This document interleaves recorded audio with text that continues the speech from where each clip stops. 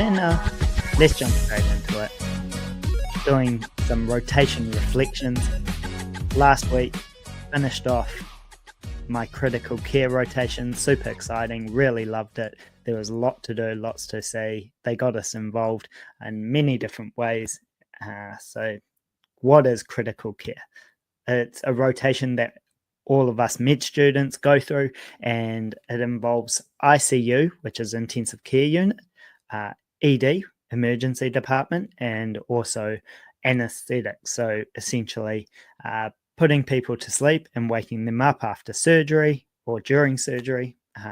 And they do a few other things as well, like managing airways and whatnot. But those were the three main areas that we were placed in as part of this rotation. And the cool thing about it was that we got to see a wide variety of patients in different stages of their care. So in ED, it's super acute, and people come in the doors literally off the street or from the ambulances. So essentially, it's the first connection to the hospital from the community, and we can either discharge them if they're well enough, or we can refer them in and get them admitted and put them into the hospital as an inpatient in the different departments. So ED, super exciting. Get to see a range of things come in the door. We get to be involved with resuscitation. So that's at the very extreme end of things. If someone goes into a cardiac arrest, we could be involved with that, or we might be part of the trauma team. So that part of what ED does. But also in ED, we look after people and triage them and make sure that they get appropriate care for things more minor. So maybe there are people who come in with perhaps a cut that they need to have some sutures put into. So we deal with those sort of things. Some people might be really sick with pneumonia. Some people might have abdominal pain. So we work them up, make sure that they're I suppose as comfortable as can be. We get a bunch of tests ordered, like blood tests and imaging, and depending on what the patient comes in with, we may discharge them, or we may send them out the door. So one of the reasons why it was really exciting is we actually got to see patients just by ourselves. Essentially, we'd take the history, so figure out what actually happened, how did they end up in hospital, and we also examine them. So we, depending on what the patient needed, depended on what kind of examination we did. But from going through that process, we came up with a bit of a differential, and then we'd go to the more senior doctors, tell them what's happened, come up with our own personal plan for them and discuss it with the doctors. And hopefully we're on the right track, and we were just confirming what the doctors needed to do anyway. But sometimes the doctors would say, did you think about this? Have you done that? Did you ask this sort of question? And it was good to rectify that clinical thinking. And then we went to visit the patients with the more senior doctors as well. So saw a lot of patients, got them through the door, and referred them into the hospital if they needed that. So that was ED. We also had ICU, intensive care unit, and this is where the super sick patients end up. It's a fascinating area of medicine because obviously there's a lot of things going on for these patients. So academically, it really challenges us as students, but also the doctors, and we got to actually see how they think. We only got a very broad and superficial understanding of this because we didn't spend too long in intensive care. We only had 5 days or so to absorb as much as possible, and these patients are pretty complex. They have lots of disease processes going on with them.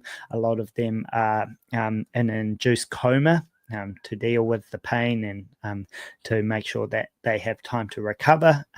So it really depends. A lot of them have to go surgery every 24 to 48 hours to to fix what they need. So it's very acute. There's a lot going on. A lot of them have to be ventilated, so they have to be put on machines to breathe for them. But all of that is very, very tightly controlled by the doctors and the nurses and the clinical team to make sure that everyone has the best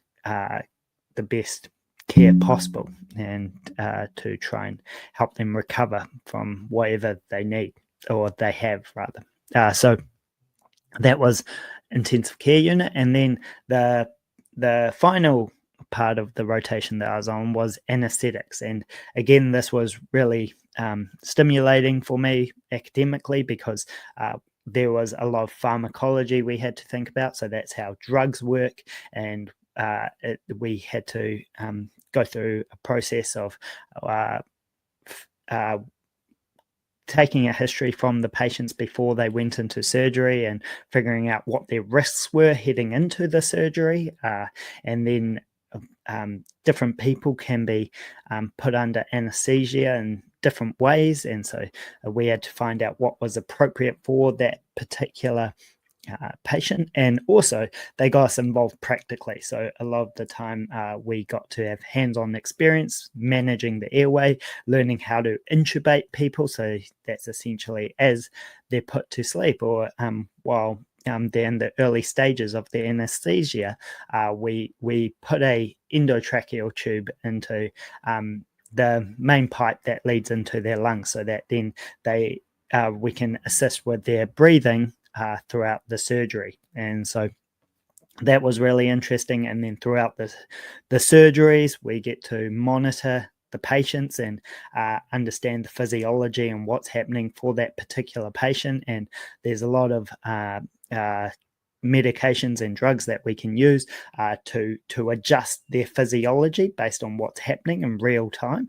And then we also have to think about that as we wake them up after the surgery is complete. So there's a lot going on in surgery. So they talk about anaesthetists as the doctors that are in charge of the takeoff and landing and surgery, because they put the patients to sleep and make sure that everything is okay before the surgeons can get started. And then during the surgery, they're looking after all the monitoring, making sure the patient is safe. And then at the end of surgery, they take care of the landing, so to speak. So they make sure that the patient wakes up appropriately, and that everything is tightly controlled and is safe for the patient. And they also do a little bit of management of their post-op care, so making sure that they have the right medications for any nausea or vomiting or any pain or anything like that. So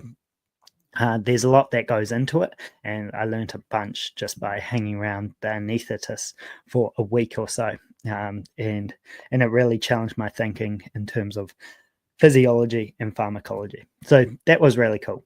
Additionally, we had this course that we went on. It was a one-day course, and essentially it was for advanced resuscitation. So when people come into hospital, if they've had, say, a cardiac arrest, then there's a lot that has to happen in order to make sure that they have the best care possible. So we have to make sure that their airway is being managed, that they're oxygenated, that we have to hook them up to monitoring, so ECGs and oxygen saturations and heart rates, rest rates, all the rest of it.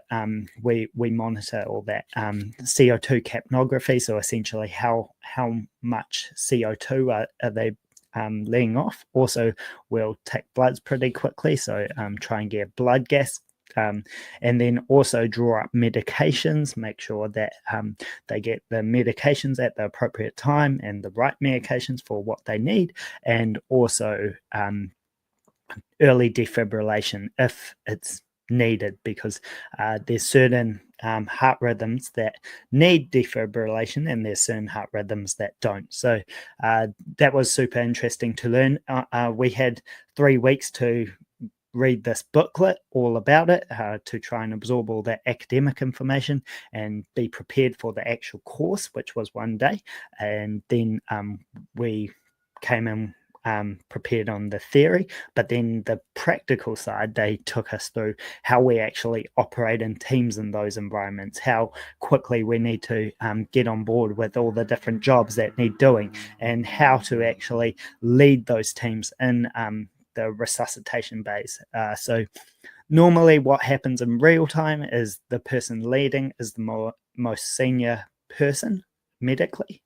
But in saying that, anyone who's been trained in these areas could fulfill that role. So it normally goes to the most senior person, but it could be anyone in the room who has completed that course. So that's really exciting because now we have the skills to take on those roles, which is really cool because it armed us with a lot of knowledge relatively quickly. It was a one-day course, and we went through a lot of practical scenarios to be able to deal with different things that come our way. But it's really valuable knowledge just day to day anyway to have, because you never know when someone may need the help, and you hope that you're in the right place at the right time to be able to help them. But also, if it happens to yourself, then someone in the community or in hospital who has those skills can help you. So